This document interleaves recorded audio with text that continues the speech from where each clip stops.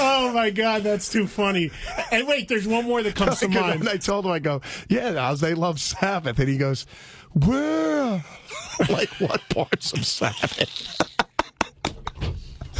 He can't find the connection. He doesn't realize it all started from him, does Without he? a doubt. It's all steroided up, you know what I mean? Because they're on steroids along with A-Rod, you know what I mean? Right, you're right. I think they're, and Sepultura is under investigation as well.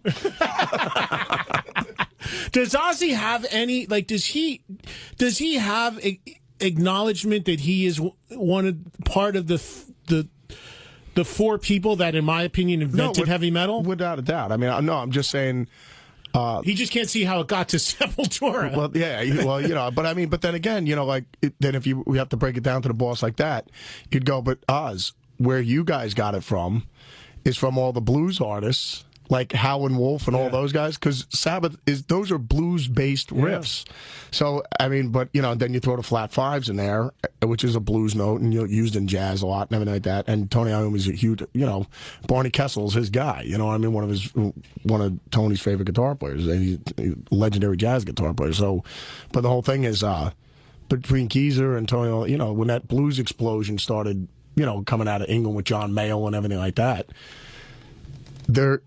and then, you know, so you take something, and then, you know, I just think it's awesomely amazing how everything just morphs into, it becomes its own thing. But, you know, where you find where the origin is of something, and then it just, you know, turns into this thing, you know. Well, what about, I mean, Zeppelin, people will say the first album was blues songs rewritten. I mean, you're a huge Zeppelin guy and Jimmy Page guy. Yeah. What's your thoughts about that? I mean, there's always been a little controversy about that first record. I mean, but the whole thing is, you know, it's just like back then, I mean, or even today. I mean, everybody, you get your spin on everything. I mean, put it this way, even with GNR when they came out with, you know, like with Appetite, I remember somebody, one of my buddies, you know, like his older brothers, like when he heard Appetite, whatever, when he looked at Guns N' Roses, he goes, "No, what an Aerosmith ripoff," you know what I mean? And then with Axl doing a show, no, you know, he's going, "It's Steven Tyler, man," you know. For him, you know, that's what he was looking at it that way. Well, then everybody looked at Aerosmith as a Stones ripoff. Exactly. So I'm just saying, like, you know, like let's look at where everything. But the whole thing is, when you look at GNR, that's definitely one of their favorite bands. I mean, but I'm just saying is they brought their own flavor to the table as well. You know what I mean? Of course, yeah. So I'm just saying everything comes from somewhere. I mean, my guitar playing, it came from, you know, obviously the Pings. I got it from Billy Gibbons. I learned how to do it on that string. And then obviously I love Randy Rhoads.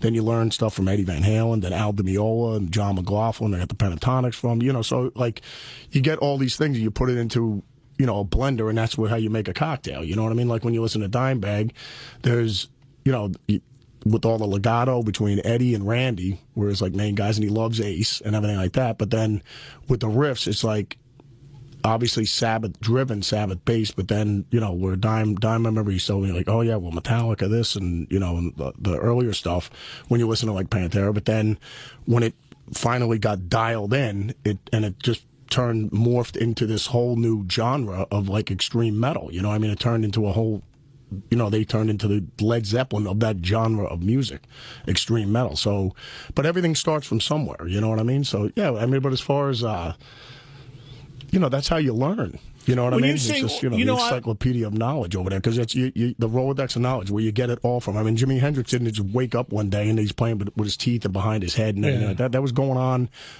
Cats were doing that before him, and that's where he got it from. So, you know, but, you know, everyone will associate it with, you know, with Jimmy doing it, you know. So, but I mean, it's just, and it's like, that's like saying Stevie Ray Vaughan is a Jimi Hendrix ripoff. He's not a Jimi. I mean, he has all that Texas shuffle in there and everything like that, but obviously the Pentatonics and the blues and all that Austin, Texas stuff, and then you got, and a lot of Hendrix, because he loved Jimi Hendrix. But when I hear Stevie Ray Vaughan, I hear, yeah, they're Hendrix influence, but I hear Stevie Ray Vaughan.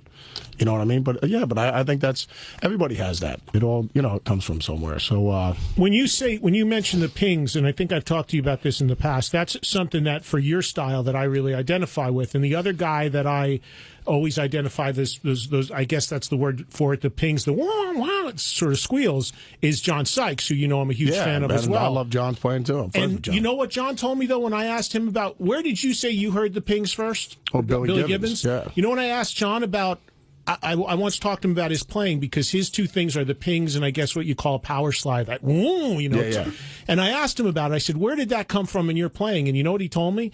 He said when he was a kid in England, he said Blizzard of Oz, first album, first tour, came through. He said, I stood in front of Randy Rhoads about 10 feet back and watched the guy play, and it changed my life. He goes, and I took notes.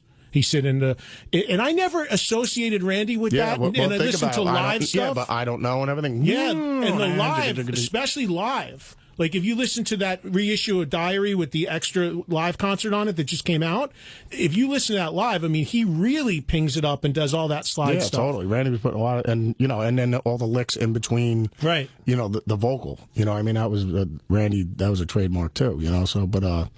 Well, you mentioned Hendrix. I just found out you're going out on the Experience Hendrix. Yeah, we're going out. I'm looking forward to that. That's going to be a good time because all the cats on that thing are just amazing guitar players. So, and I've met a couple of the guys, but a lot of the guys I've never met before. So, we'll be cruising around in the submarine together. It ought to be a good time, like summer camp or something. How many shows are you doing? I'm not sure. I think I'm going to be out there for almost 2.5, 3 weeks, something like that. And I think Kenny Wayne Shepherd's on it. I think Johnny Lang. I'm not sure who else. Eric Gales is out there. Eric Johnson's going to be tearing it up. So I'm looking forward to it.